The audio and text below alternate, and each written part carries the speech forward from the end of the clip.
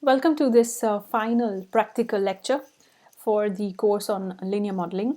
Today I would like to pick up two topics that we have been discussing off and on during the entire course.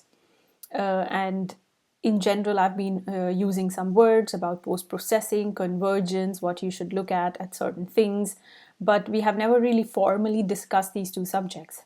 So briefly within this video, I would like to first discuss post-processing and then how the results of the post-processing are related to errors, and then link this directly into convergence and to see what kind of convergence is actually the best one possible and what kind of decisions that we make affect convergence results and what kind of strategy we should look at for convergence to be done in a most proper way.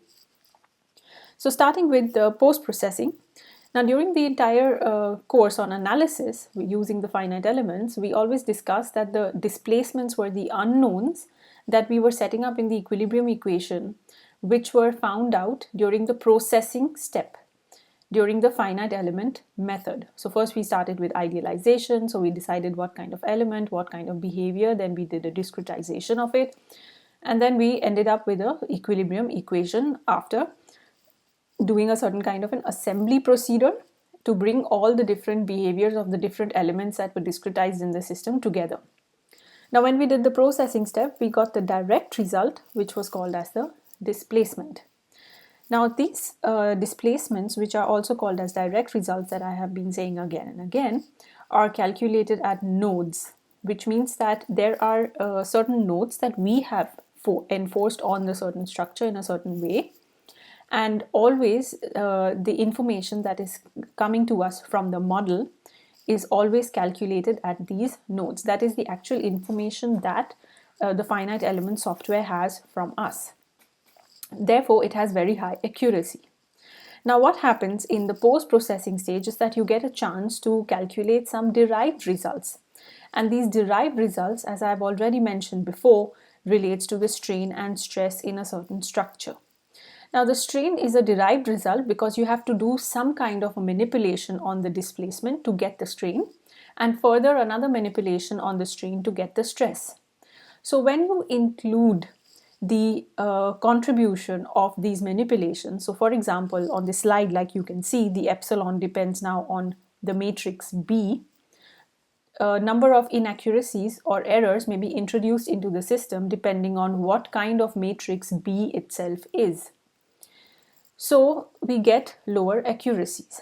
However, you have to also understand that the location as to where these results actually calculated are very important in the amount of errors that can be introduced into a certain result. So as you know, nodes belong to certain elements, and there is a possibility in most cases that you have multiple number of elements in a system. Therefore, nodes are actually shared between or across elements which can be multiple in number. So what happens is the contribution of the displacement, although is calculated at the nodes, the elements are responsible for the stresses. That means the stresses in the system are actually calculated across the entire element. Now, since the results of the displacements are calculated at the nodes, we do some manipulation for elemental behavior so that we can get an averaged or an extrapolated or an interpolated stress result within a certain element. Now, because there are a number of nodes that are being shared by different elements, you can have a contribution of a certain percentage or a weight of a certain node into a certain element, and it might not be the same for all. Therefore, the results are not the same or uniform across the entire length or distance of the element. And an average has to be made across the nodes to get these values. So let me maybe make a little illustration for the purpose of understanding. So if I have a certain structure which have different kinds of elements attached to it, yeah, and I'm not going to go into the boundary conditions. Now I have so many different elements here, 1, 2, 3, 4, and 5, and I have a number of nodes. So this node is particularly shared by all the elements. That means the result that is calculated at this particular node is going to be shared between by all these particular elements. So there will be an average value between, for example, for this element coming from this node and the shared node. And the same way for this particular element will come from these two nodes that I just drew out. So that means there's always a certain contribution. So the location of the, if the location of the nodes are far apart, then you can imagine that the average stress which is calculated for the element is also going to be sort of inaccurate.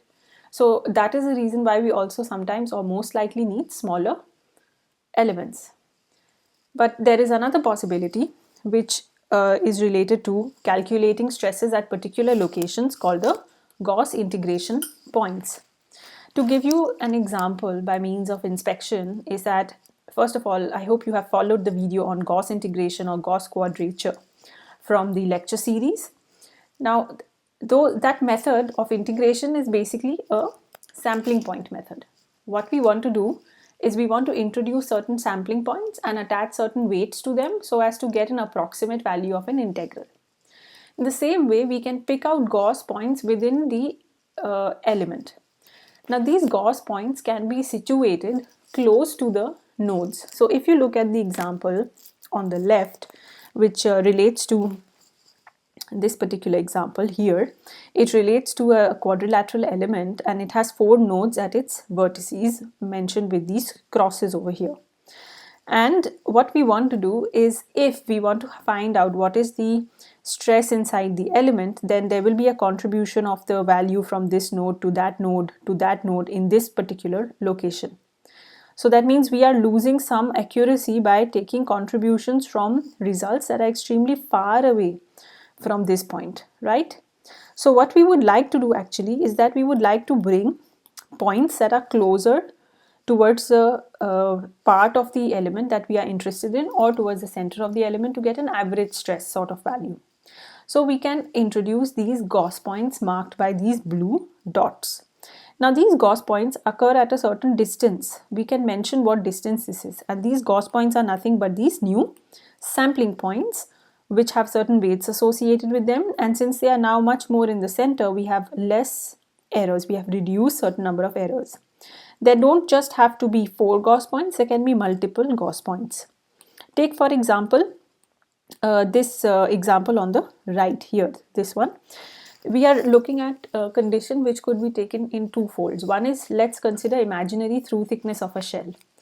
So what we are looking at here is that basically a shell which would have been somewhat like this, just a line in its cross-sectional view. So basically the shell is extruded in that direction.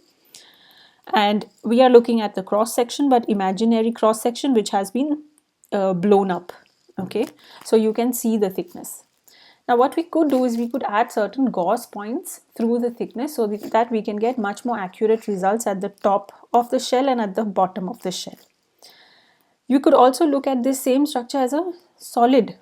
We are looking at the solid element right now, and if you look through the thickness of the solid, then you have nodes which would have appeared in these locations.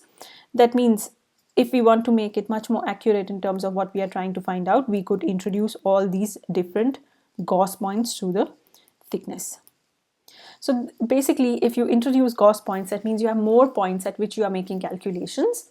And if you're making more calculations at multiple number of points, then your result can become much more accurate depending on where you would like to find the answer. So to find out averages using these Gauss points, you can either use weights or you don't have to. It depends. You can have averaging, you can have no weights, you can just use weights of 1. But most of the finite element software have inbuilt capability and functionality to take care of this for you. Now moving on, the idea of any finite element study is to be able to get some kind of a solution that is up to a certain standard. For example, we always talk about convergence of a problem. Now, convergence of a problem or any finite element problem is dependent on a certain certain assumptions that we make in the beginning, and there are some things that we need to take care of during the modeling itself. Now there are 2 kinds of convergence in general that we discuss. One is when the convergence happens, that means your solution has converged to a certain point. which basically relates to the fact that the solution for the finite element problem was found without any errors, and that your model has been completely analyzed. The other kind of convergence is to find out whether your solution has actually converged to what you had expected it to be. So there are two different situations. Now the first one is to make sure that the problem is actually solvable. And to make that happen, you need to consider certain conditions as shown here. The first one is to do with completeness. That means we need to have a certain polynomial function or behavioral function or an approximation order of this polynomial function, which should be selected in such a way that the solution can be achieved by using this particular assumption. So for example, if your beam has to be analyzed, then we know that we need a cubic function to start with as a minimum. Otherwise, we cannot see a bending behavior. So if we start with a quadratic function, then it's not going to work in any case. We know that the solution is not completely contained within the polynomial approximation order that has been assumed in the beginning. So you will never get a case of completeness. The second condition for having a converged solution is to have compatibility. That means is to find out if the displacement continuity at all the nodes are actually satisfied or not. That means, are the boundary conditions at every node for a certain element in a free body condition is satisfied. The final one is the case of stability. That means we should have elements which are not going to excessively distort under certain conditions, so the meshing has to be good. And on the other hand, you should always make sure that the rigid body modes have been removed. For example, if you do not have particular kind of boundary conditions applied to your model and that your model can fly away in space under a certain load, that means it's not going to be stable. So you will never find a convergence. Or if you have duplicate elements or duplicate nodes in your model which have not been constrained sufficiently, then you are also going to face this kind of a problem. For example, if you were working out the problem with multi-parts, that means you had the shell as the skin and beam as the stringer elements, and you applied a load on, you didn't tie them together, then that would become a problem. So the beam and the shell would behave separately. And on the second condition, you could also have that you have tied them together, but you've applied the load not on the shell but on the beam. Then you will also see that the shell will behave differently in case because the load is applied on the beam. Although it doesn't give you an error, it is not the correct answer or solution that you're looking for. That means you also need to make sure that you do get rid of rigid body modes, but also at the same time apply the constraints or boundary conditions at the correct locations.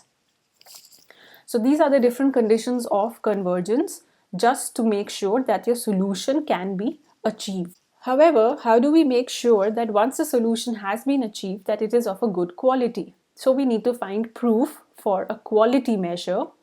And to make this happen, there are two kinds of solutions. You can either look at a difference between the exact solution or the finite element solution, which means you must have a problem that's simple enough to describe analytically in the terms of an exact solution.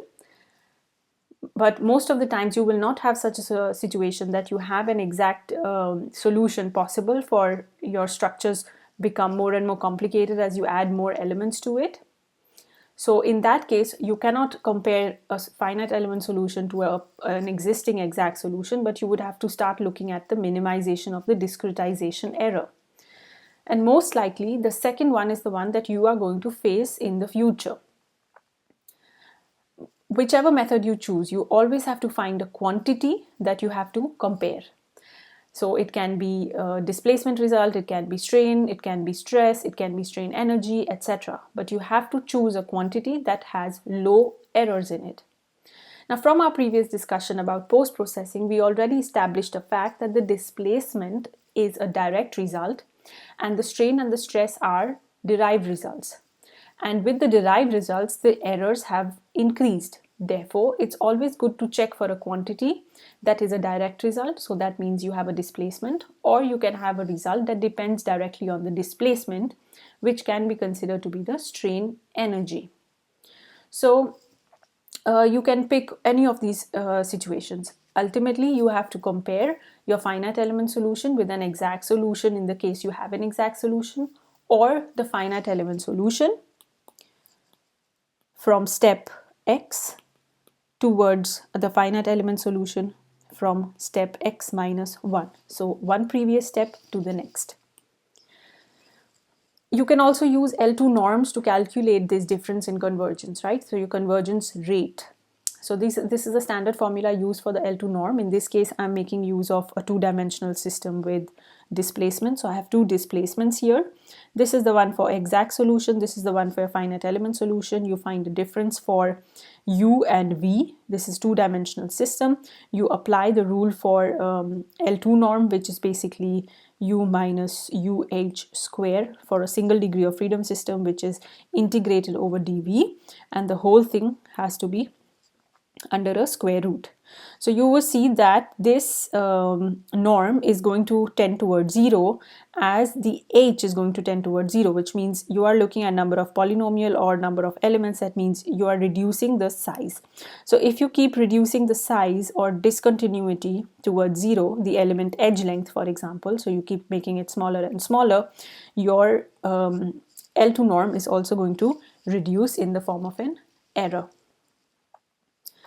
As an example problem, to make sure that you understand the concept of convergence and what are the effects of certain conditions such as location of the nodes, what kind of element you use, the number of elements you use, and how you directionally mesh your member, we are going to pick up a beam problem. So you see what the differences are. I would like you to work this out. I will also work this out alongside of you. So you can follow the video or you can try it by yourself first. I will give you a small instruction video before that so you know what exactly has to be done. Otherwise, you can just follow alongside as I work it out in the next video.